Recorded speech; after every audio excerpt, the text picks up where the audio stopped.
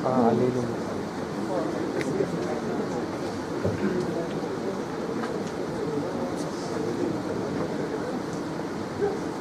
afternoon. Let's begin. I heard that the last session was a cracking good one, so let's hope we can match that.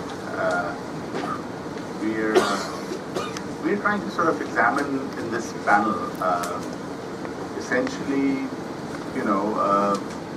what is the nature of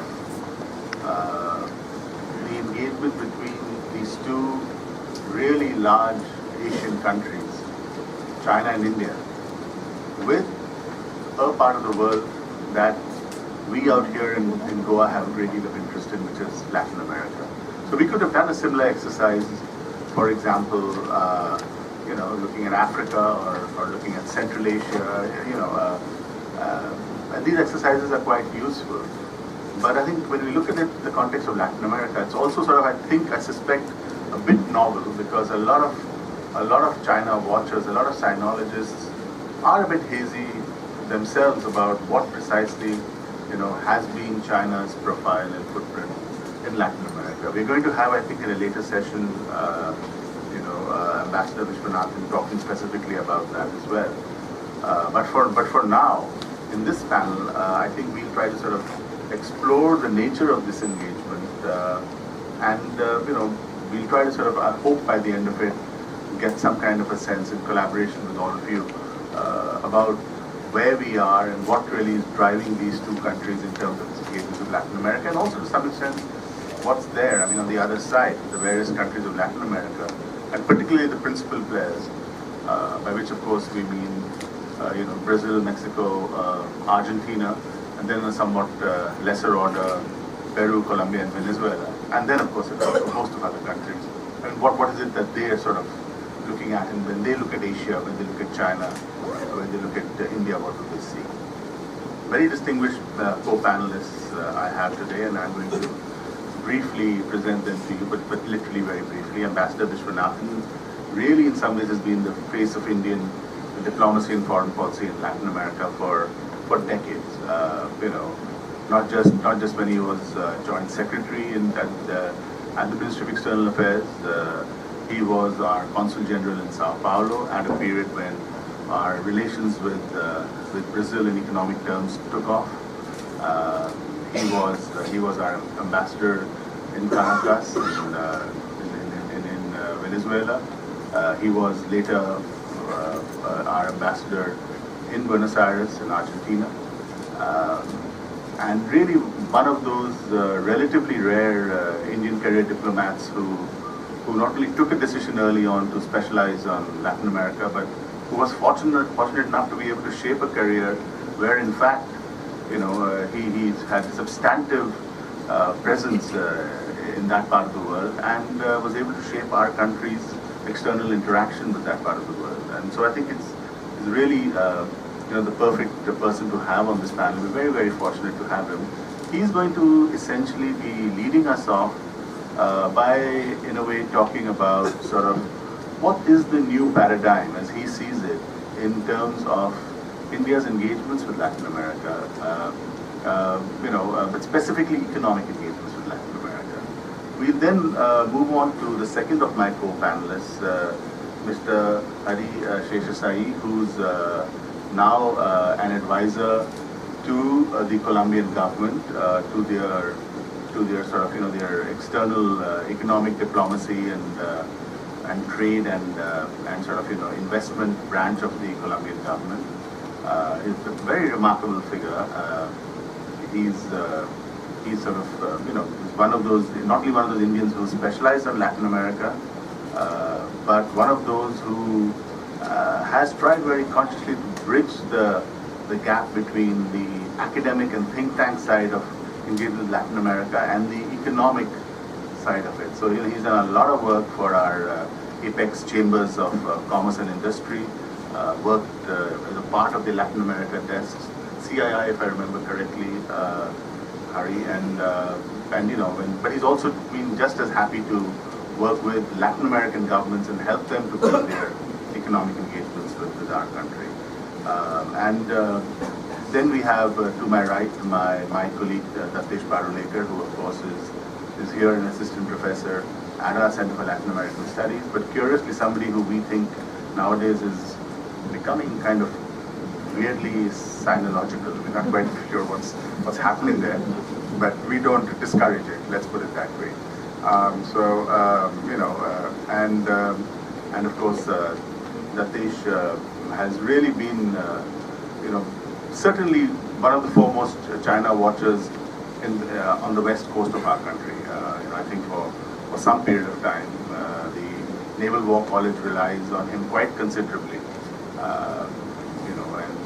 And so what we'll be doing then, as I said, is we'll start off with Ambassador Vishwanathan talking about the India side of things, the new paradigm. Then I'll turn to Datesh and ask him to sort of give us his assessment of what China is doing in Latin America and why and in what ways. And then finally we'll turn to Hari. So Hari, I think, is going to do something quite fascinating, which is actually try to build a comparison between these two sort of sets of engagements. And then I think hopefully we'll have time after that for something like a sustained interaction as well. So let me first turn to you, sir.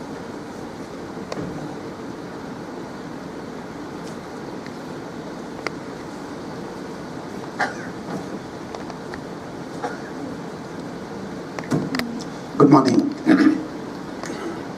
India's economic relations with Latin America has evolved in 3 stages.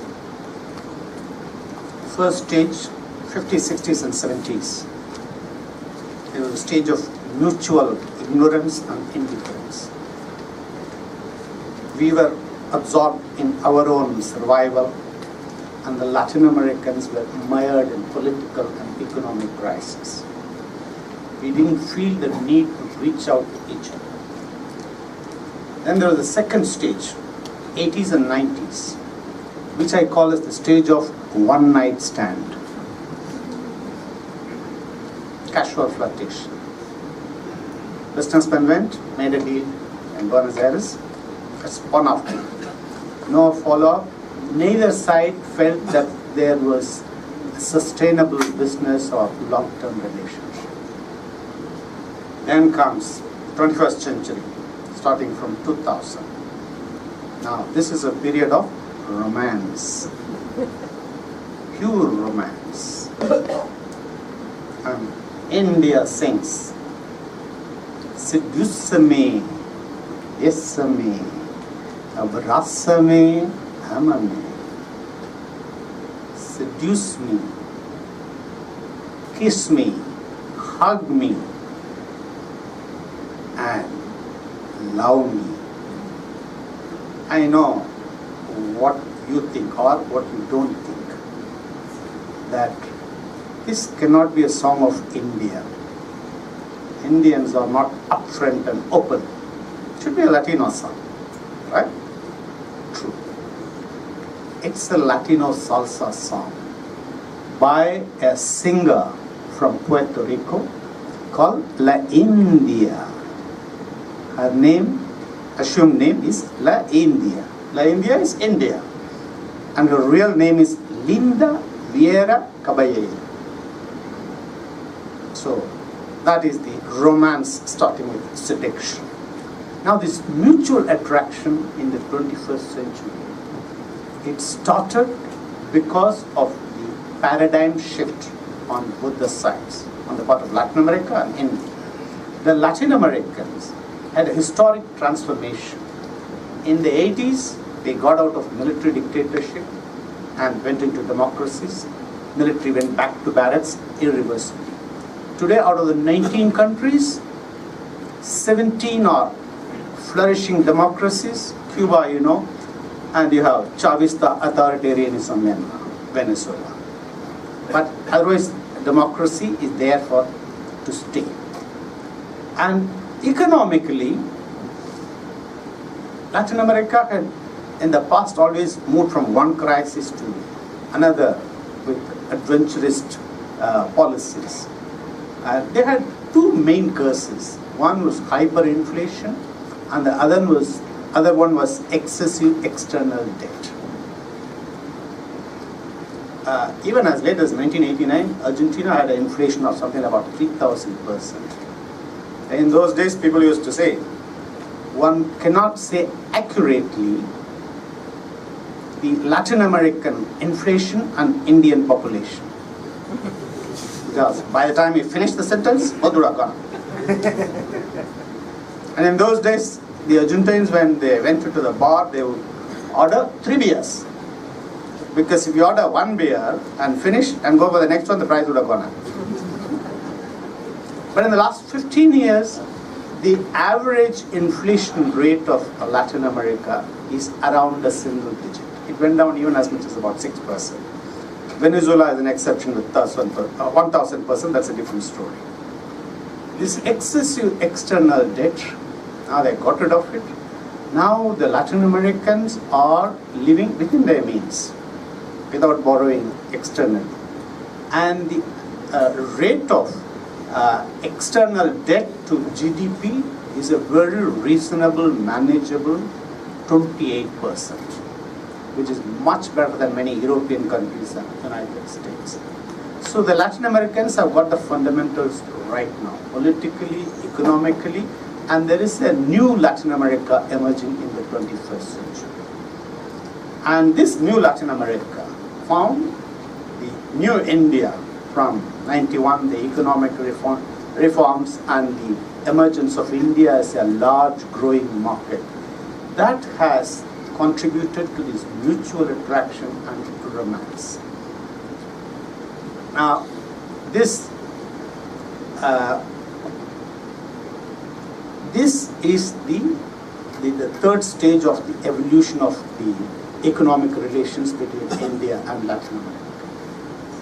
Now, this I call as the new paradigm because many things are happening which you wouldn't have imagined, which was unthinkable in the past. For example, many of you Chinese experts, and you would think that, oh, Latin American countries are too far, the freight rate should be very high. So they should be less important for India's trade than neighboring countries or our traditional trade partners. Let me give you some statistics. In 2016-17, India exported $3.5 billion to Mexico, which is more than our exports to neighboring countries. Thailand, $2.4 billion, Myanmar, $1.7 billion, and Iran, $2.4 billion. And our exports to Russia is $1.9 billion, Canada is $2 billion, Egypt, Nigeria, around that. Our exports to Colombia, $787 million last year, and 2 years before it had crossed $1 billion. Our exports to Peru is $699 million, and exports to Chile is $674 million. Now, this is more than India's exports to many West European countries. Our exports to Guatemala was in 2014-15 was $254 million, which was more than our exports to Cambodia, which has the same population of about 16 million, but they are in our backyard. And this year it has gone down a bit. And India's Latin America is the largest destination for India's vehicle exports. 23% of India's vehicle exports go to Latin America. And you would be surprised that the largest destination for India's car exports is Mexico, $1.6 billion last year. And you should remember that Mexico itself is one of the largest exporters of cars in the world, thanks to NAFTA. Latin America is the largest destination for our motorcycle exports. In 2014-15, Colombia was the number one, $231 million. Now it is in the third position after Bangladesh and Sri Lanka. India is the third largest supplier of textiles and fourth largest supplier of garments to Latin America. And some of you would think that, oh, India cannot compete with China in a big league. But India has beaten consistently China in Latin America in export of pharmaceuticals. Last year we exported $651 million and China did $404 million. So this is the new paradigm. Now, what is true for us, this new paradigm, is also true for the Latin Americans. Latin Americans who thought they are Europeans in the other continent. Now today, India is more important as an export destination for Latin America than any European country. Last year in 2006, Latin America exported $16.7 billion to India, which is more than their exports to Germany, which was $14.4 billion, Spain $13.5 billion, UK $10 billion, France and Italy under $10 billion. And India is the largest destination for Latin America's export of vegetable oil, which is a major item of export. Second largest market for their crude oil. We buy more Latin American crude than China. Third largest destination for their copper exports, and the fourth largest for gold. So the Latin Americans have also got this new paradigm of India as an important destination, more important than their traditional partners. Latin America and India and Latin America of the 21st century, they have discovered and are in the process of discovering new synergies and complementarities, which were unthinkable in the past, in the last century. I'll give two examples. In energy and food sector, energy and agriculture. Last year, we imported about $10+ billion of crude oil from Latin America. We source 15 to 20% of our crude imports from Latin America. Now, we are more and more thirsty. We are going to import more. In 2005-06, India's total imports of crude was 99 million tons. Last year, it was 202 million tons. According to the International Energy Agency, we would need to import 350 million tons by 2040. So we are going to need more and more import of crude oil. And here is Latin America, which has got 20% of the global reserves. They export about 4 to 5 million barrels per day. They can easily double it. And you might know that Venezuela has more reserves than Saudi Arabia. Venezuela has 292 billion barrels, as against Saudi Arabia's 266 billion barrels. And Brazil has discovered pre-salt oil, and they have got the technology as a global leader, going under 5,000 meters and extracting oil. Argentina has the world's second largest shale gas and the fourth largest shale oil. They just started tapping. Mexico, which had closed its energy market fearing the big brother, now they opened up and investment is flowing in. So they are going to produce more. So while they are increasing the production and they have the capacity to increase it, they have lost their most important market, United States. The United States was the #1 market for Latin America, for Latin American crude. But US has drastically reduced its imports from Latin America thanks to the shale revolution. So Latin America is looking for a large market for its oil, and India, after United States, is the #2. And so it fits in very well. They have the capacity, they have what we need. Now, in the agriculture sector, we have been importing about $2 billion plus of soya oil and a bit of sunflower oil. Now, like crude oil, we have been every year increasing our import of vegetable oils. Much of it is palm oil from Malaysia, Indonesia, and sunflower and soy oil. Now, India's imports in 2008-9, it was 8.8 million tons of imports of vegetable oil. Last year it was double. And it's going to increase more as we get additional population of 15 million every year.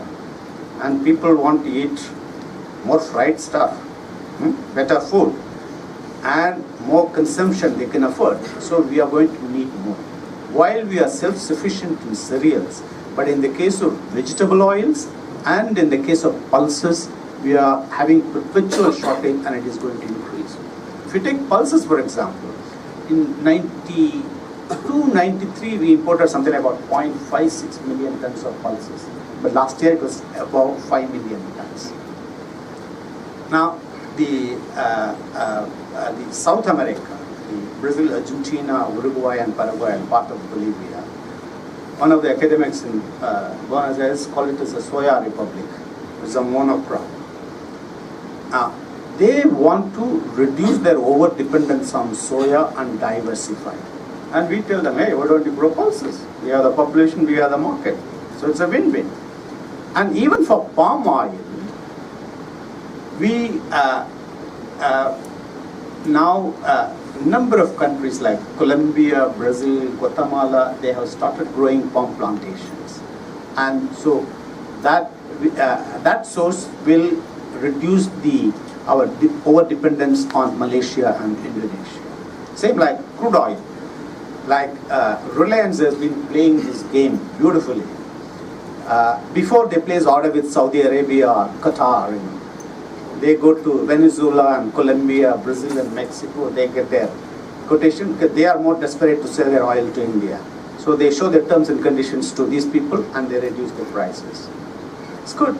And we, on our part, we want to reduce the over-dependence on this volatile Middle East and diversify our sources as part of our strategic energy security. So it's a win-win. So we need energy and the food products, and they say by 2040 we might need even more sugar. We might have to import from Brazil. And they have, like in agriculture, we have a major problem because we are losing millions of acres of agricultural land every year to urbanization, commercial, industrial uses, the residential purposes. And we have a huge water problem. Water table is going down in Punjab, in Tamil Nadu. And the productivity cannot significantly increase because of the small parcels of land and inability of the small farmers to invest. But Latin America, particularly South America, is an agricultural powerhouse. They can bring in another 40 million hectares of land into cultivation. And they have no problem about water. They can easily feed another 500 million people in the world. And they have the technologies, innovation and best practices. So it matches beautifully.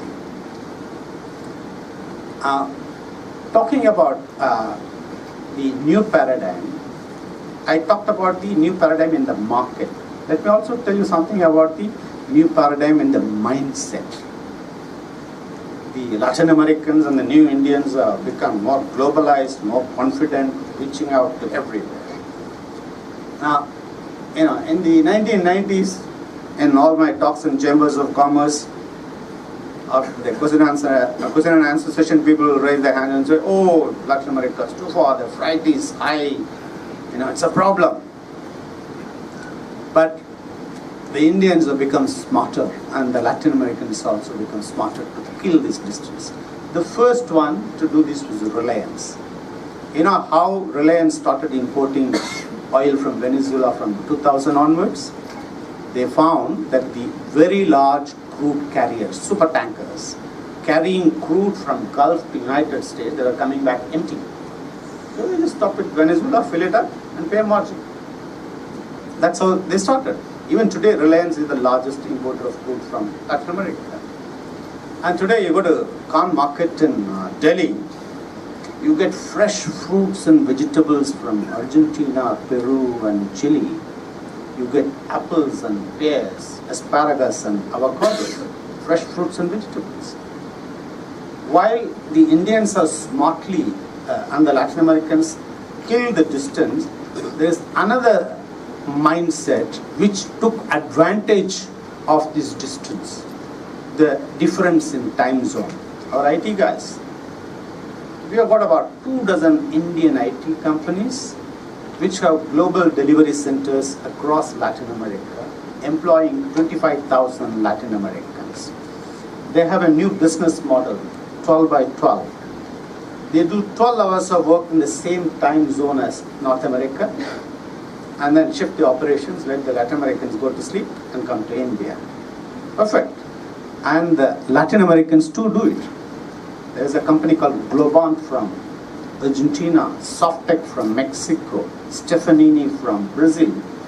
They have global delivery centers in Pune and Bangalore and Noida, and they do the same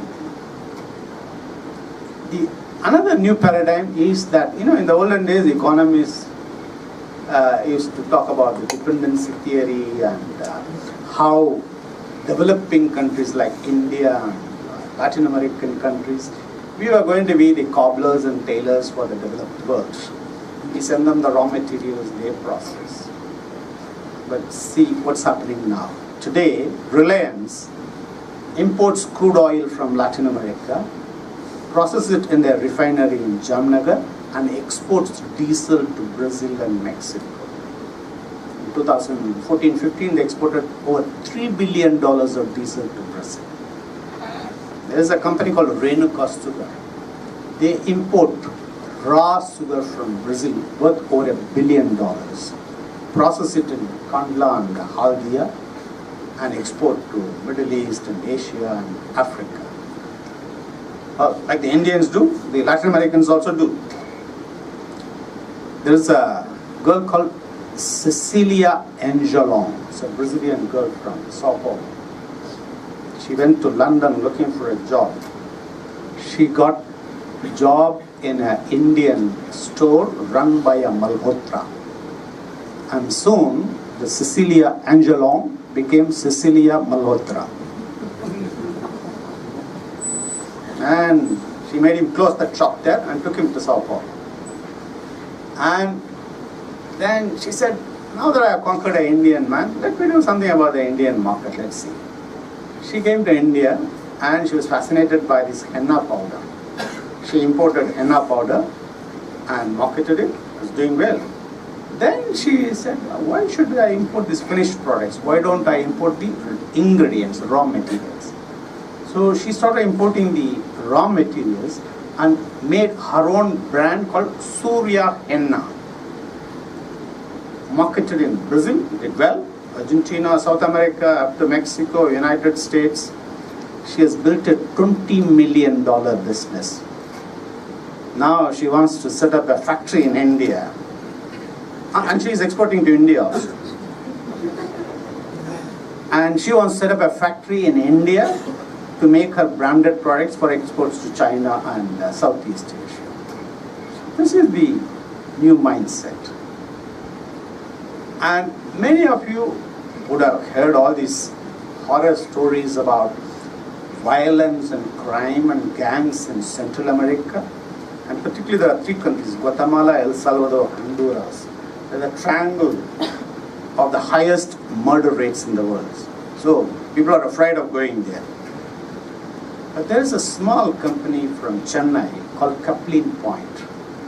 This guy, he wanted to go where? He wanted to go to a place where other Indians don't want to go. So he went to Guatemala. He sent his son there. And the son fell in love with a Guatemalteca. Married, settled there. Today they are doing $40 million of exports, mainly to Central America.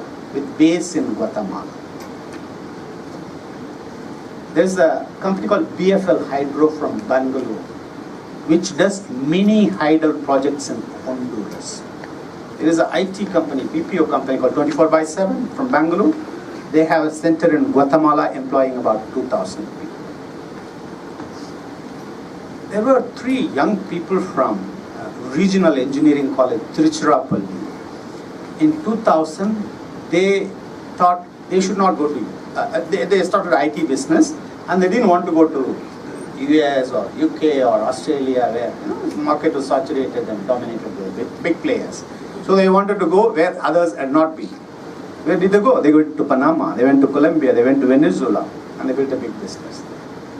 So this is the new mindset of this audacious Indian businessman. And there's an investment of about $12 billion from India, mainly in energy, pharmaceuticals, IT, and in agribusiness. And in the reverse, we have got about $1 billion of investment from mainly Mexican and Brazilian companies. Now, here again, there is a company called UPL, United Phosphorus Limited. It is the largest Indian agrochemical company. Today, they do more business in Latin America than in India. And Latin American investment in India is also eye-opening. For example, when the big colas came in, Pepsi and Coke, the Indian colas, they folded, surrendered, or sold themselves. But here comes a company from Peru called AJE, A-J-E. They pronounce J as A, Spanish. AJE. They have set up a bottling plant in Patalganga in Maharashtra, making something called Big Cola. And they want to reach out to lower middle class. Isn't it amazing? A company from Peru coming and betting on the lower middle class in India. And Indians are great film watchers, go to movies. And today the 4th largest owner of multiplexes in India is a Mexican company called Cinepolis. And they are a global player too. And there are quite a number of joint ventures which are flourishing. Like you might have seen in the roads, Tata Marco Polo buses. In Argentina. So we're going to have to wrap it Oh, up. okay. Okay. And the latest is entertainment business for joint ventures. Like you might have seen a film called Kites by Hrithikesh Roshan. The heroine is Barbara Mori from Mexico. And since we got a heroine from there, we sent our son-in-law, a guy called Prabhakar Sharan. He became the hero in a Costa Rican film, the first Latin American film with 100% Bollywood formula. He is from Motihari in Bihar. He's married to a Costa Rican and he is the hero in the first Latin American film. So this is the new paradigm. Thank you. I've heard you before, but this was superlative. Tatesh, please.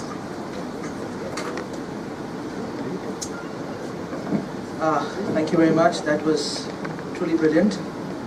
And I sometimes get a feeling that after hearing Ambassador Vishwanathan, whether the Chinese at some point in time had eavesdropped into one of his lectures, that they picked up on some of these tips and tried to do what they did in Latin America. So anyway, so I'm going to speak about the Chinese engagement in Latin America.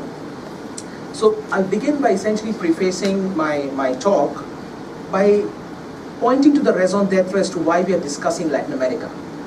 Because often China-Latin America or Latin America entering the discussion when Indians are talking about China is a little bit esoteric to many stakeholders. But the point is, as the India-China relationship evolves, there have been 3 patterns that are emerging. Historically, we have the baggage of history that we are dealing with. In recent years, we've seen the lopsided asymmetry that has kind of characterized our relationship, and that has its own implications. But going forward, what is going to define our relationship, not just in terms of how we do it bilaterally, but in the global sphere, it's going to be the way in which we connect, not just with our immediate neighborhoods or with our overlapping regions, But with regions like Africa and Latin America, that are quite distant, but where the real new growth poles lie as we go forward. We all agree that India and China are the arch pillars of the 21st century. But in many ways, the growth poles will also be the continents of Africa and Latin America. And in that sense, Latin America often gets left out because people often endeavor to look at Latin America in terms of broad, sweeping generalizations. So we look at Latin America and we treat all of them as one homogeneous entity. Whereas actually the way in which you actually engage these regions is by understanding the specificities within that particular region and then curating your responses to it. Now we all know historically when the Chinese began to engage, in the 50s and 60s, Latin America was a very remote continent. Chinese national power did not allow them, did not behoove them to engage Latin America in a substantive way. And the only extent to which Latin America was seen in terms of the leftist governments that emerged within a certain ideological context, and there was a certain affinity for them, but it was quite skeletal. Through the 70s and 80s, obviously the most important issue that was quite rife for China in Latin America was the Taiwan factor. And we all know how the Taiwan issue has been almost a precondition for Chinese foreign policy in regard of its interaction with other interlocutors over the years. But that has undergone a change, which I will come to a little later. It was not until the 1990s when we really began to see on both ends the engagement occupying new spheres of operation. On the Latin American side, obviously you had the sweep of democracy. These countries were now obviously emerging out of the binaries of the Cold War. And as young democracies, they were obviously inured and they were kind of initiated into what is called as the neoliberal Washington consensus that essentially brought themselves under the overall tutelage of Western economic institutions prescribing certain economic measures. They had their own pains in the 1980s and also in the 1990s, and subsequently that propelled a whole string of what we call as the populist left across Latin America. And again, a lot of thinkers in those times used to say the moment they saw the left and they said something to do with socialism, oh, the left is back. And we all know that this is not the left in the way we understood left to be in Cold War times. This is hardly the ideological left. So this was more of a popular left that was basically looking to indulge in redistribution of incomes, but to do it in a manner which did not have the overall tutelage of ideology to it, but was more pragmatic and more populist. On the Chinese side, the two most important timelines or milestones of the 1990s, one was the fact that 1983 was an inflection point when China became a net oil importer, and obviously it made China reach beyond its immediate neighborhoods, but also the going out strategy which the Chinese leadership placed before itself, asking its behemoth state corporations to head out and venture out much larger into the outside world and to actually indulge in certain mergers and acquisitions. Now on both sides as this was playing out, this created the kind of framework for the 21st century China-Latin America engagement that we see. So what are we essentially seeing? There's no doubt that when we look at China's engagement in Latin America, you pick up any data set and you realize that the most important component remains the extractive sector. Whether it was in 2000 when the engagement took off in a big way, or as recently as 2015, what you see is in any data point, almost more than half of Chinese import is strategic commodities, largely hydrocarbons. Chinese lending to the region is also more than half of it happens to go into sectors which are hydrocarbon driven and resource and mining driven. And to that extent, there is an argument made that China is nothing but the new neo-colonial player in the region that's only basically swaddling the region in a new kind of a narrative. But there are certain changes to it. We often talk of the Chinese engagement in Latin America in terms of transactional dependency, but that's not the way to see it, because what China has done, and this is where India loses out, is just as they began to reach out to Latin America in terms of transactional commodities, they also began to craft a political strategy for Latin America. They realized that if you want to actually engage Latin America, you would have to cultivate relationships in Latin America. And that is why since 2000, the Chinese leadership has had sustained involvement at the political level. At the level of the president, the vice president, the premier, they have traveled quite frequently. Just keep one example in mind. In Xi Jinping's first tenure, he's visited Latin America 3 times. Of course, each time he had a reason to be there, but he also found a good reason to be able to engage Latin American countries going beyond his immediate visit. In 2013 he was there, in 2014 he was there, and in 2016 he was there. So when you look at this, you realize the kind of importance that Latin America is being given at the political level. On the Chinese side, it's not enough just to talk about in terms of political affinities. You also need to be able to strategize. And that's where we have seen two important white papers that have emerged in the context of Latin America. The first one in 2008 and the most recent one in November 2016. Now, both of these are important. What was 2008? The bell rings. This was when the global economic and financial crisis was at its rife.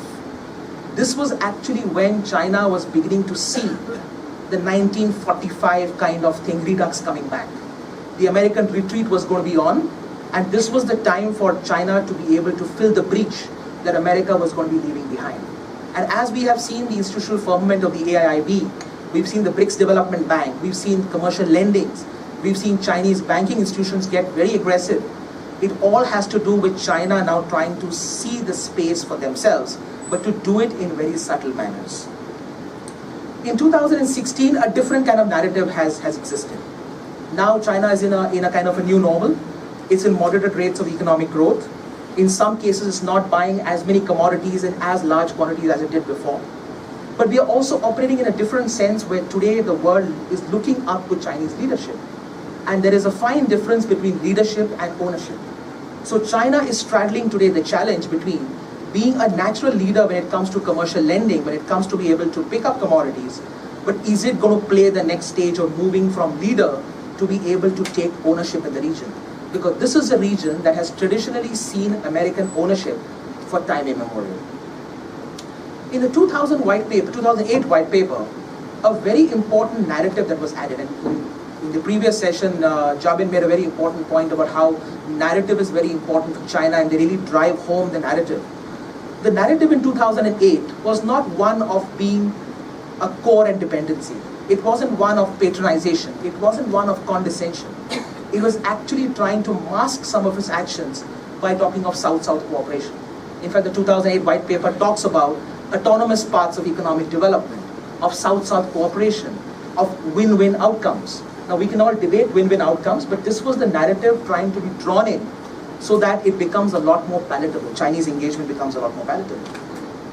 There has also been this view where people have often said that, oh, China is a natural player in the region because of the ideology.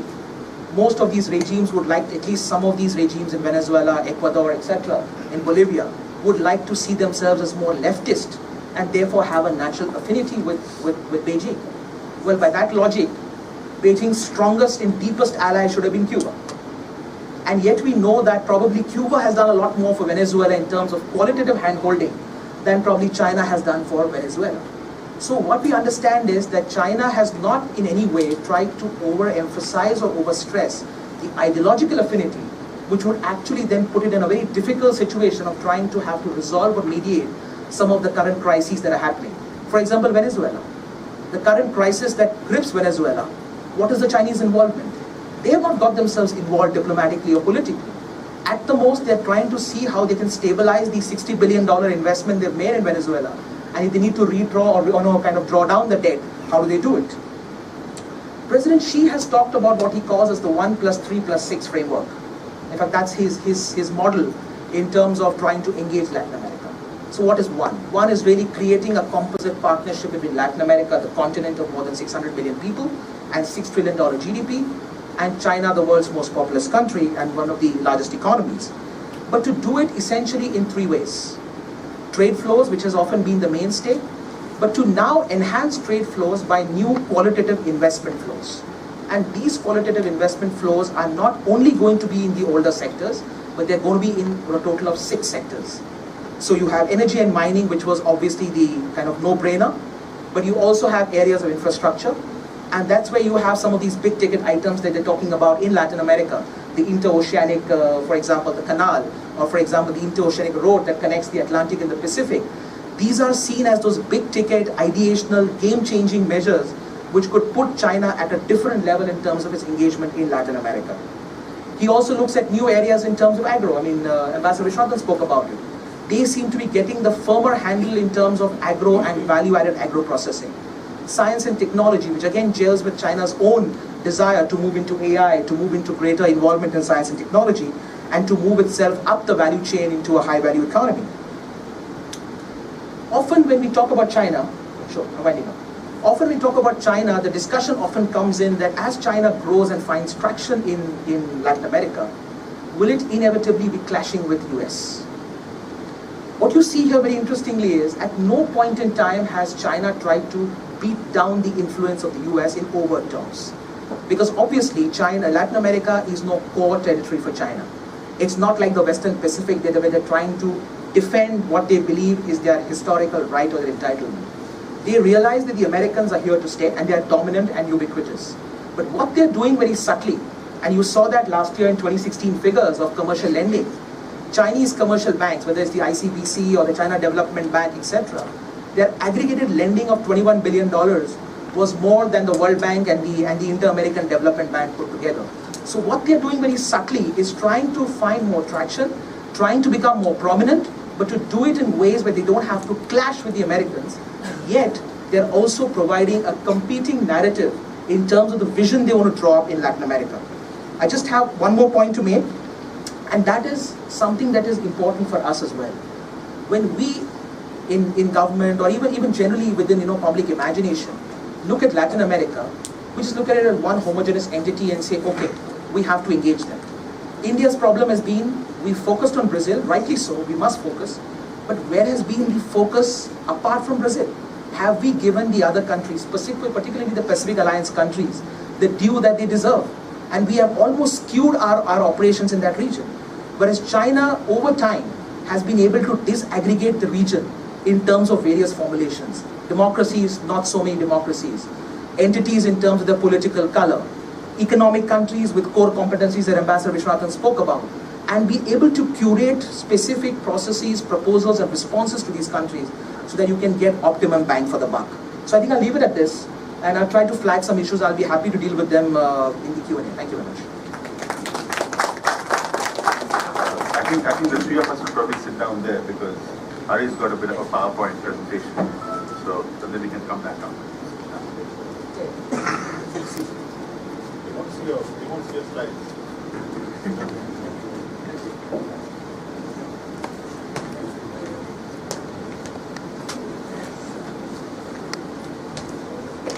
Hi everyone, I'm going to talk a little bit more about sort of broad overview of what India does in Latin America and also what China does, and compare them and look at the sort of trends, the similarities between how we engage and the differences as well.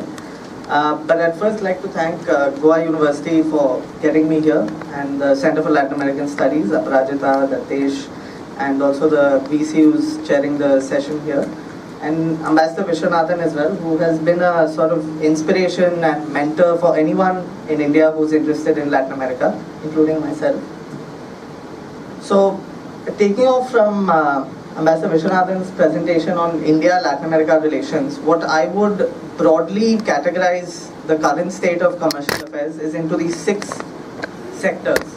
There are a few others that are a little smaller, but I think these are the main ones if you look at it over a 10-15 year period. Yeah? The first 3, energy, mining and agriculture. Agriculture is at the end.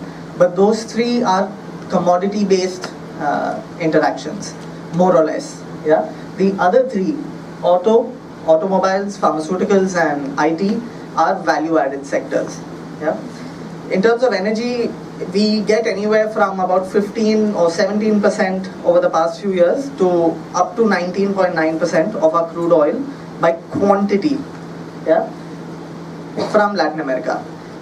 But actually, because this is heavy crude, practically from every country in Latin America that we get crude oil from Mexico, from Venezuela, from Brazil, Colombia, all of it is heavy crude. And heavy crude has 2 implications. One, it is cheaper than crude that we get, than lighter crude that we get from Iran, for example. So if 17% of our quantity of oil comes from Latin America, that makes up only 14% of the cost that we spend on oil imports. So it is generally cheaper as well. And the second thing is, India has very good refineries that can process this heavy crude. Not every country in the world has such good refineries with the capacity to refine as much heavy crude.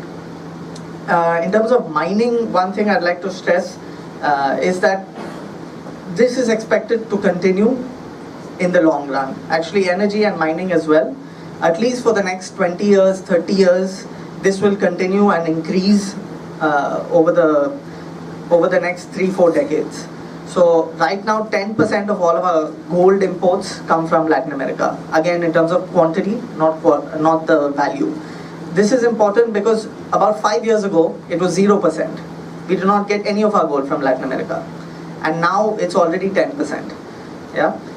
Automobiles, the important thing is that right now, Mexico is India's largest destination for car exports, and Colombia up till last year was the largest export destination for motorcycle exports. And it has grown over just the trade into manufacturing as well. Our car companies or Indian auto part companies, for example, have invested in about 12 manufacturing facilities in Mexico alone. Yeah, our largest motorcycle manufacturer, Hero, has a manufacturing facility in Colombia, and that is their first international facility. Yeah, and pharma, I'd like to just touch on one part, which is about 7 to 8% of all of our pharmaceutical exports, India's pharmaceutical exports, go to Latin America. Which may not seem like a very big amount, but actually in terms of value, it is quite a bit, because a large chunk of our pharma exports go to the US. And if you look at the rest of the world, this is quite a big percentage. In terms of IT, I have some numbers in the next slide which will show you how many of these companies employ how many people in Latin America. But the biggest value add we do is we provide employment to people in Latin America through our IT sector. In terms of agriculture, we are the world's biggest importer of edible oils, and soya-bean oil is something we import. About 99% of our soya-bean oil comes only from Argentina, Brazil, and a little bit from Paraguay.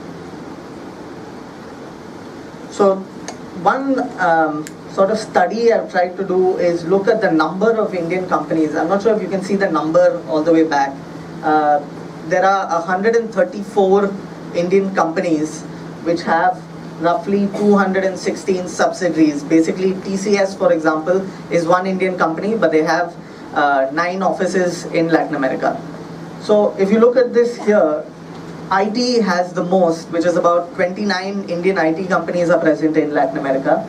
And after that you have pharma. A lot of this pharma is manufacturing, but a lot more is actually just representatives, marketing, and trying to increase exports from India to Latin America. In terms of the total amount of investment, India has invested roughly $20 billion in the region. A lot of Indian companies like the Aditya Birla Group, UPL, a big chunk of their business depends on the region. Yeah, and you can see at the last point here, TCS alone employs 14,000 people in Latin America. Aegis, which is part of the SR group, employs about 5,000 people. So does Renuka Sugars, which Ambassador Vishwanathan mentioned earlier. Just a brief overview on why and how we invest in Latin America, because I want to compare it with China. The nature of Indian investment in Latin America is primarily through inorganic growth, which is through mergers and acquisitions. In the case of China, it's very different. It's mostly in greenfield investments, because these are in extractive industries, in energy, where the Chinese companies have to go there and set up their operations. Indian companies, on the other hand, the pharmaceutical companies, automobile companies, a lot of them have acquired companies that had facilities in Latin America. So the biggest Indian investment in the region is through Aditya Birla Group, and that is through an acquisition of a company called Novelis. Yeah. The motive for investing, nearly all the Indian investment, with the exception of ONGC and a few other oil companies, is by the private sector. In the case of China, most of it is by the public sector. The scale of investment, I'll compare it later with China, but 140 Indian companies employing 50,000 people is a lot less than what China currently does in the region. The sectors are different because only about 18% of our investment in the region is in the extractive industries. The rest are in service sectors, in other value-added sectors. So now, if you compare this to China, they are in another league. You cannot really compare the trade or the investment or the lending that China does to Latin America with India. So our trade, for example, is the highest it has reached is 49 billion. Our investments currently are estimated to be about 15 to 20 billion, let's say. Loans, we do not provide much loans or lines of credit to Latin America, not even like we do to Africa. Our current lines of credit would not even be 1 billion, maybe probably less. And the Chinese loans to Latin America are about 140 billion. Yeah? And what Datesh had said, there are a lot of political visits and linkages between China and Latin America. So a quick scan shows that there have been 31 visits by Chinese presidents or premiers to Latin America in just the past 15 years. So it's roughly 2 visits a year. So 15 years you have 31 visits. You cannot even compare that with India, because I don't know when was the last time any Indian Prime Minister actually had more than one continuous bilateral state visit. So when the Chinese president goes, for example, he goes to 3 different countries and he has bilateral visits with each of them, not just for a G20 meeting or something like that. There is also a big Chinese diaspora in Latin America. It's numbered to be about 3 million people. And China is the current largest trading partner for Brazil, Chile and Peru, and they are the second largest trading partner for the whole region. So I'm not going to go through the nature of investments because we've already gone through that, but just some numbers here. 62 billion out of the 141 billion that China lends to Latin America is just to Venezuela. Yeah? And if you look at investments, about half of Chinese investment in the region goes to Brazil alone. Yeah? So they have deep linkages that have been formed, actually mostly only in the past 15 years or so. Before that, it was hardly anything. Yeah? And as you can see, the loans here are to specific extractive industries in energy. You have whether it is oil or mining. Infrastructure, you have quite a bit. We saw a comparison in the earlier panel with infrastructure investments that Chinese have in Africa.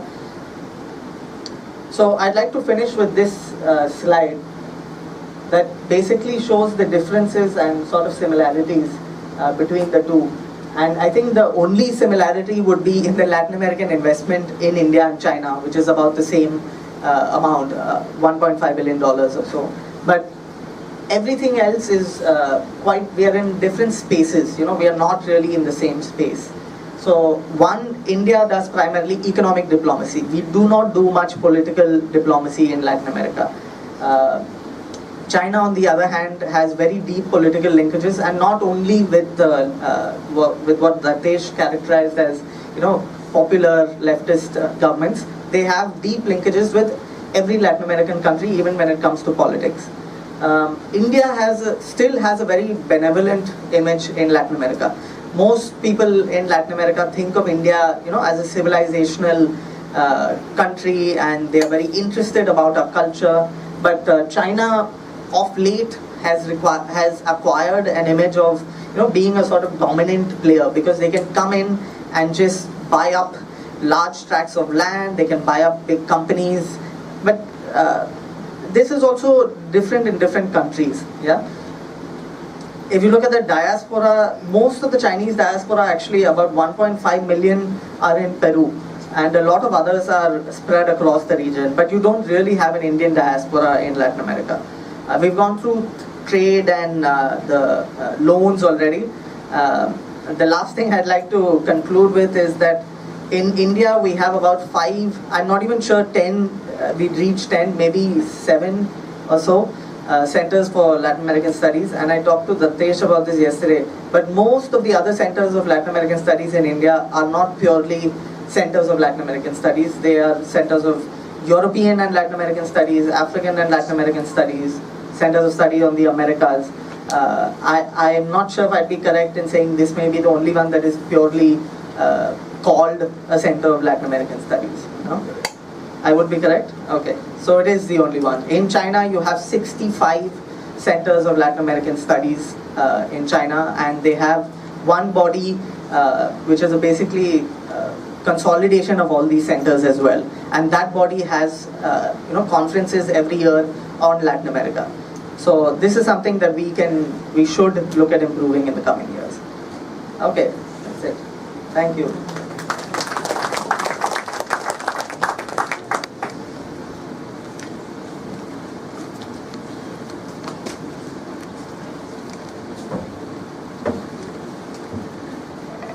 Thank you for that. I'm sure out of the normal flow of stuff that is done in the Conference of China Studies, the All India Conference of China Studies, but we hope that this is something that's been of interest. We have about 12 minutes before we are, according to our schedule, supposed to break for lunch. So we can certainly take questions, comments, etc. I saw that hand first. Please. You're next.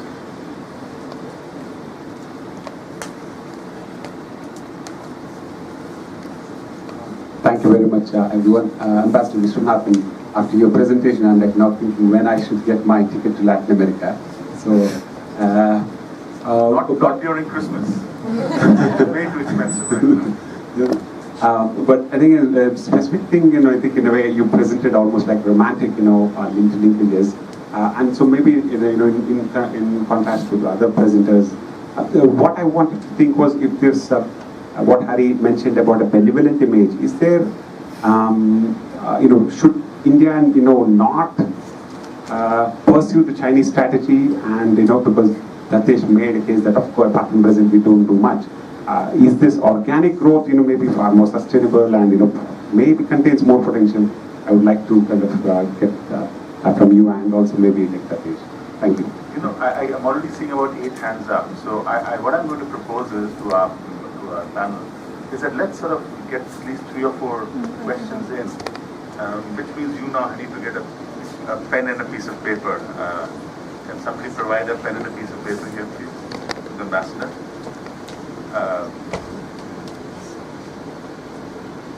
Great. So, Commodore Rai, you were next to that. Sir, my question is for the full panel. Anybody could speak on it. This is taking into account that India's policy as of now is look east or act east. We are looking at look east or act east.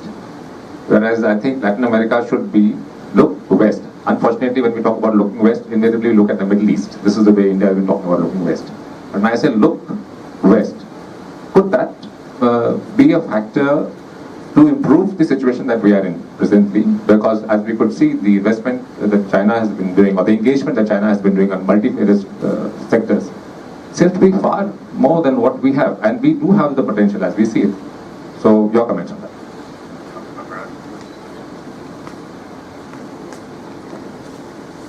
Thank you. I just had a couple of, 2 questions for Ambassador Vishwanathan.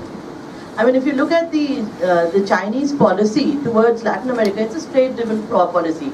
The government is at the forefront, and unlike that, the Indian policy, or the lack of Indian policy, is because it's completely private sector-driven.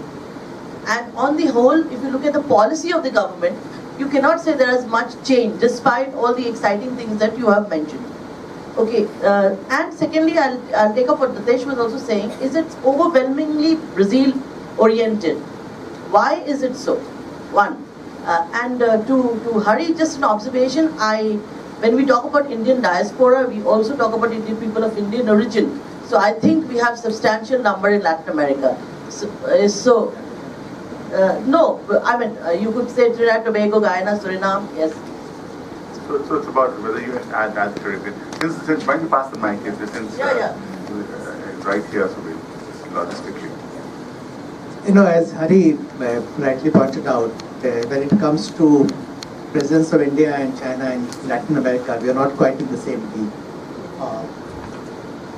I just wanted to have comments from the panel, where whether there is an element of overreach or a sort of suspension of economic viability consideration when it comes to China's engagement in Latin America. For instance, Chinese investment, the number which is trotted out, $62 billion in Venezuela. Most recently, Sinopec filing a legal suit in USA in that regard. How do you think these things will work out? Is there an element of backlash in response to what Hari described as China's dominating or domineering profile in Latin America as distinct from India's relatively benevolent posture? Also, the fact that China is increasingly entangled in domestic politics in many of these countries, and that's again is not something unique in Latin America. That's happening increasingly elsewhere, including in our immediate neighborhood. How do you look at those developments? We'll take one more question in this round, then we'll have a second round. But that's out there. I've noted everybody, don't worry. I have a question one each question for all the three panelists. The first one to Ambassador Vishwanathan. This is, as you brought out, there is an increased interaction between India and Latin America when it comes to business. So how will the movement of India's commerce from Latin America through the Pacific and South China Sea get affected in case of any friction with China? And what is the view in Delhi based on your extensive experience? And how do we overcome this likely quagmire? To Professor Datesh, you alluded to Chinese leadership to ownership. Will this, in your view, unravel the Chinese economic story due to overexposure and likely, if I can use the banking term of NPAs, due to bad loans, Venezuela being a case in point? And the last one is to Hari, probably with some input from the ambassador. The Indian investments, as Professor Aparajita also alluded to, are primarily from the private sector compared to China. This is the case in Africa too, when it comes to Indian and China. Why, in your view, is the Indian government not engaging? Also, is it a better approach of encouraging the private sector rather than direct engagement by the government companies and organizations? And due to the Chinese way of HR, the way they perceive and conduct themselves, will there be a time when they alienate themselves like it is slowly emerging in Africa? Thank you. I think enough questions for the first round. So let's start with Okay. Yeah, I'll just deal with the last question first. If you see the white paper of 2016, they have sufficiently realized the fact that they are overexposed in Latin America, and given the instabilities in Latin America, some of these debts essentially may never get realized. So they have talked very clearly, quote unquote, they've said we may have to look at debt rescheduling or drawing down the debt or even cancellation of debt as ability permits. So the Chinese have sufficiently factored in the fact that they will have to cancel some of these debts, but they're not going to do them en masse. They're going to essentially curate them and look at them on a case-by-case basis, and depending on the tactical advantages they have in those particular countries from a commodity economy point of view and the futuristic economy point of view, they will make certain mutations in that regard. With regard to the whole issue of looking east and west, in fact the Prime Minister, in the context of the whole Indo-Pacific argument sometime back after the vision statement with President Obama, I tried to make this argument when India looks east and act east, and we find the Americans looking west. I wish he had also looked at the Pacific doesn't only have the Americans, it also has a South Pacific which has got Mexico, Chile, Peru and Colombia. And if he had done that, he would have realized that we urgently need to engage these countries, because having cast our lot with the RCEP as opposed to TPP, if the RCEP is going to be a reality, if we don't integrate sufficiently with these four guys who are quite keen now, given that TPP is out of the window, to be part of the RCEP, we're going to have further insecurities and further dislocating problems in terms of integrating our trade within the overall RCEP. So if we lose out these four countries who are today liberalizing, they have a certain degree of political stability, certainly Chile has, right? They're looking to attract investment. Colombia now has a kind of a peace dividend with the whole issue with the FARC over. If we don't bring them into our public imagination, into our policy ideation, I think we're going to lose out in a very big way. Thank you very much. Somebody wants to buy a ticket and go to Latin America. There are two risks. Number one, you might fall in love. It has happened to three boys, one from Agra, one from Coimbatore, another one from Mumbai. They went to Colombia to do an IT project for a British company called AICCS. And promptly, they fell in love with three Colombian girls, married them, left AICCS, and today they have started a company called Sophos Solutions, which is a leading banking solutions in the company, in Colombia. And these guys, they have got the best of India and Latin America. Monday to Friday afternoon, they work like Indians. And Friday afternoon to Monday morning, they are Latinos. They are the best of both. The second risk of going to Latin America is you will come back happier and younger. So if you are willing to take the risk, please go. The soft power, the equivalent image of India, you see from the figures what China, where we are. In fact, while China's credit is $141 billion till January 2017, India's credit is less than $200 million. We are nowhere. As I said, we are in different space. So they find that we are a non-threatening because Indians don't have the capability to threaten them. And also, the Indian democracy resonates with them. When they see India with so many languages, religions, ethnic groups, chaos, and when they see all the NDTV debates, and they think that if Indians can do this and still, have high economic growth, why not for us also? So it gives them confidence. We are an inspiration to them. So India's success story resonates with them. And China's story, Latin America is the latest sufferers under dictatorship till 1980s. So it is still there in the back of their mind. So they are not comfortable with the communist dictatorship and the non-transparency and the hidden agenda which they pursue. So that's a different story. Then Indian policy, the one sector where we were successful is in economic diplomacy. While I told you all the stories of Indian companies doing well, it was the Indian government which opened the eyes of the Indian business in the 90s. We were the ones who lectured to CII and FICCI and Coimbatore and Tirupur and Jalandhar, telling them, hey guys, Latin America is not that dangerous. They pay, don't worry about default. They are becoming normal like the rest of the world. So we created this trust and confidence with facts and figures about the emergence of Latin America and removing the old myths and misgivings and misperceptions about the region. It was the government. It was we who did it, we opened the eyes, and we were there in the forefront. So you have to give the credit to the government, but we were able to do it in economic diplomacy. Right. Politics, we couldn't convince our Prime Minister. When I was Joint Secretary in Latin America, there was a foreign minister, the famous minister. He said, anything you want for Latin America, no problem. Don't ask me to visit Latin America. So, now you know.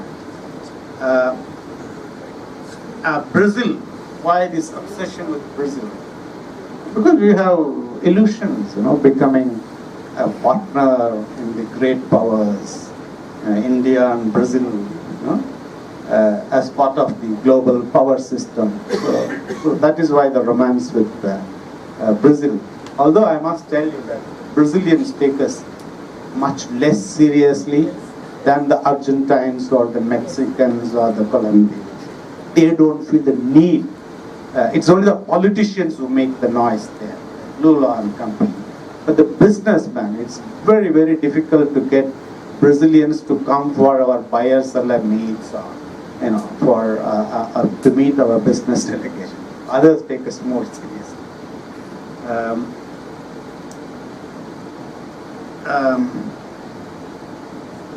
About this Venezuela debt, but the Chinese have been smarter. You see, their investment is more in Brazil. Out of over 110 billion, $61 billion have gone to Brazil, not to Venezuela. But in credit, out of 141, 62 billion has gone to Venezuela. And the second largest is Brazil, Ecuador, Argentina. Now, these countries have, they know that this is not going to be lost. They can get it in terms of oil, in terms of commodities, and they have also ensured that you don't have to buy land to take that, but you invest in Syngenta.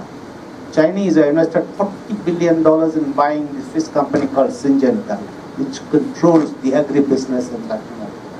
They are invested in a group called Madeira, it's a Dutch noble group. So Latin Americans might produce, but where are they going to market? So, they have all the levers to control this one, so they are not worried. Domestic politics, they don't, there's been no instance of China interfering in the domestic politics of any country in Latin America. Caribbean, maybe small countries, but I haven't heard anything about that. Someone mentioned about South China Sea. I think Ashok here. So you did.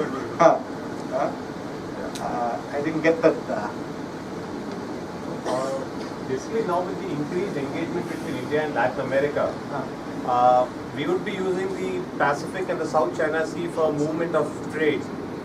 In case of friction with China, how would that impact our economic engagement with Latin America? That's interesting. You see, if you want to send something to Manaus in Amazon, the best route is to send it to Shanghai, and from there they have the direct shipping. Because there's no direct shipping between Mumbai and that area. So we are riding on China. And we are riding for, for example, none of our Indian airlines is interested in having a connection to Latin America. They want to go more to Europe. They want to go to Sweden and Denmark and all kinds of places, but they don't want to go to Latin America, although there is a clear commercial viability.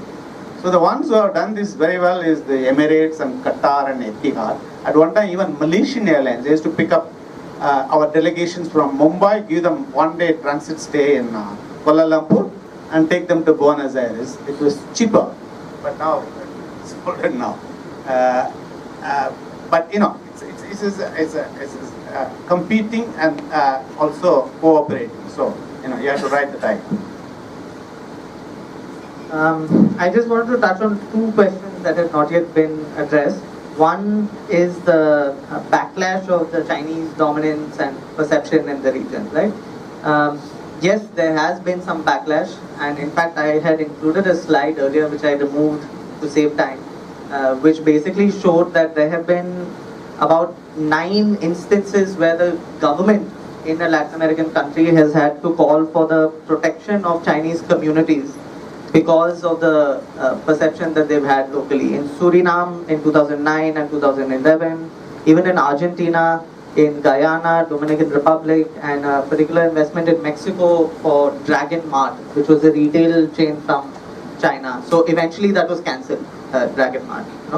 So yes, it has had a backlash, and it continues to have backlash in certain countries. The other thing is the private sector and public sector investment. From my understanding, the Indian public sector, I don't think, contributes to much of India's FDI in any case. And it's not the same for the Chinese. So that is why you'll see a similar trend, whether it is in Africa or Latin America. So I'm not sure other Indian public sector companies apart from OVL, for example, even invest much abroad in terms of at least the value of their investment. Okay, the organizers tell me we can go a little longer because there are 4 other hands that I noticed, starting with Professor Alkacharya. Those 4 hands have become 6, rapidly becoming 7. So we'll see how far we can go. We're all hungry now. Okay, thanks. I'll be very brief because one of the issues has been raised by many others, which is about the absence of the Indian state. I find this rather peculiar that despite the fact that there is now awareness to so much potential, already there are so many, romance has begun, and yet the state is absent. Why this continuing reluctance on the part of the Indian state to move in? And so, but you partially addressed it, but as I said, it still remains to me a kind of a mystery which any of you can take this on, where are the state? The newer areas of economic engagement, I would be very interested in getting a sense, break down this broad economic engagement and focus a bit more on the newer areas, the newer, say for instance in IT, which is one of our strengths, but it doesn't seem to me to figure very significantly. Which are the countries in Latin America, for instance, where potential is greatest? Now Chile, for instance, I've been looking at some of the newer dimensions. Chile is fast emerging as the IT-driven economy in the entire Latin America, and I think the bulk of its trade is happening with China. So, where are we working to our strengths? Because it appears to me that the Indian story is a nice romantic entrepreneurial story. That even our private sector there is located in just 1 or 2 areas. The rest of it is all about these individuals who are pushing, and of course, success stories. So, at the end of the day, whether it fosters the image of a benevolent India, whether it gives us soft power leverage, it's not really breaking down two substantial strategic and economic leverages between India and Right here. I've got everybody's hand up, don't worry. Everybody has plans. Sorry, if the mic's gone back there. Here. Don't panic. Carry on. Sorry. Captain Samuel from Naval War College. Partly the question was asked by the previous Professor Alka. My question is, why are we so fixated or comparing everything with China? China is pursuing as per their objectives and pursuing to be a great power. I find, apart from all our analysis to paralysis in each aspect, in my opinion, there is a lack of clarity politically or by the elected representative in what we want as a country and where do we want to be, or for the large population which is below poverty line and is limited to only elections. We cannot match them financially. They have a financial muscle which is much beyond this one. I think this is my question. Why are we so fixated with China? Why don't we have our own objectives to go and then pursue it accordingly? Up here, Frank. Thank you. So I have 2 questions, one for the ambassador and one for Datesh. And they're both basically about, if we can go back a little, both of you focus very much on the present moment. Datesh, you referred in bits and pieces to the connections between China and Latin America. You mentioned leftist politics. I was wondering if you could historicize a bit from, say, the early 50s to the 2000s.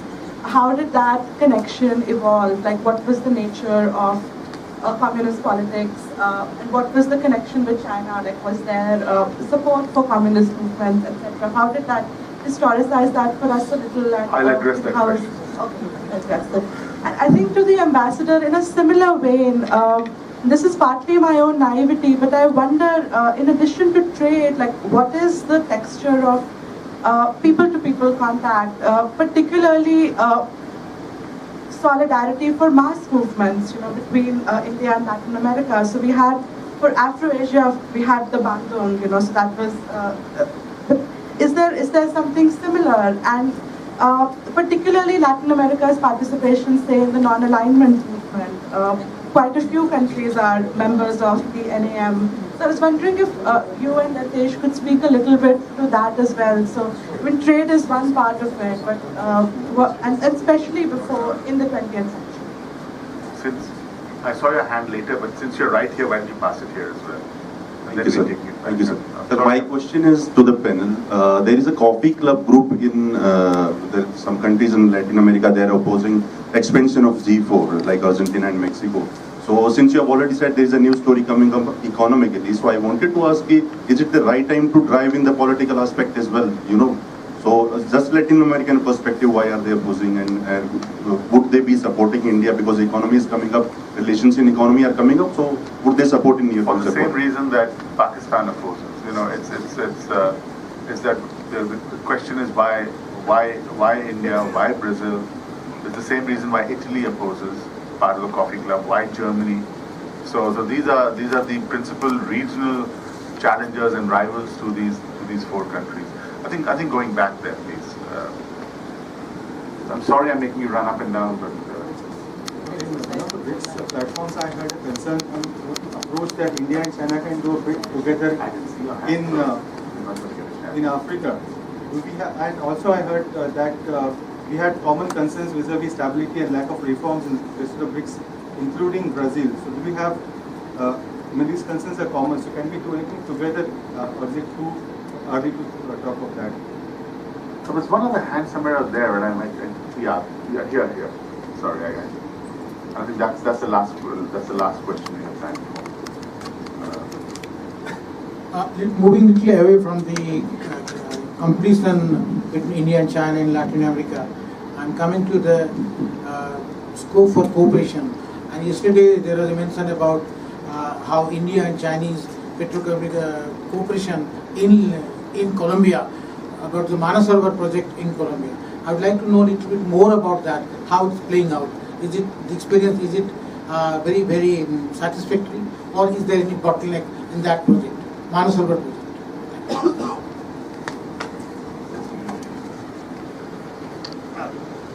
Talk about the mystery why Indians are not doing up to go and invest and do trade with Latin America.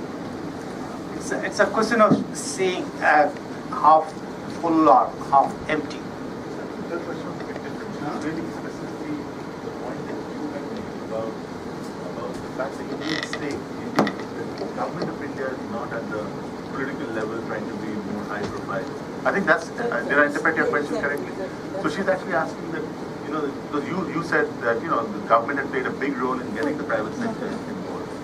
So I think Professor Alkacharya's question was, why is there still this, certain reticence of the Indian state to now, to be more actively involved in terms of high-level visits and things like that, right? Yeah, because this economic diplomacy in which we successfully opened the eyes of the Indians and also the Latin Americans towards India is done at the level of joint secretary, which is doable. But as I said, when you go to the minister, he says that, no, leave me out, I can't go. Huh? No, that is the mindset. You find, for example, we have an embassy in Iceland. What is the population? What is our trade? And we should close that and open an embassy in Ecuador. There's no romance at that level. Ecuador is the only country that almost recognized Khalistan. I'm just No, I mean, it should have been a huge blow to our sovereign territoriality had that happened. And the reason that had happened also was our diplomatic representation in Quito, pleading sort of economy measures had been shut down. So I mean, we have a history in that way of neglecting Latin America. But I don't want to interrupt. But the basic political setup in Delhi is sort of the space is occupied by Pakistan and of course we people. So very little left for Latin America. During the time of Mr. Manmohan Singh, anything you say, you say, no, I know Latin America, dependency theory. He saw no hope there. And with the new one, we raised hopes. He went there to Brazil, but then he was disappointed with Brazil. afterwards Brazil went into a political crisis, economic depression. And we had this most romantic partnership called AICCS, India, Brazil and South Africa, which I call as the Café con Leite Alliance, coffee with the milk alliance. You know, India we have coffee already pre-mixed. South Africa is coffee, pure coffee. And Brazil is always mixing a little more milk or a little more coffee. It's a fascinating one. 3 emerging leaders, democratic leaders, with benign agenda, wanting to be in the top. It's fantastic. But the Chinese came and killed this one with bricks. It was brick. When they added the S, and the South Africans lost interest in AICCS. That's very sad. But now, with the kind of situation in South Africa and Brazil, AICCS is in the doldrums. There is no hope of reviving it in the immediate future.